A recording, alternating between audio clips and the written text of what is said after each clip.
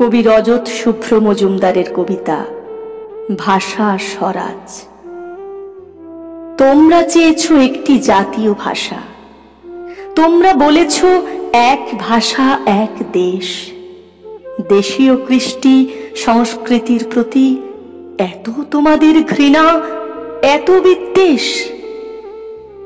আমরা এখনো মিলনের ভাষা বলি, যে ভাষায় পাখি হৃদয়ের ডাক ডাকে, যে ভাষায় ফুল ফুটে ওঠে গাছে গাছে।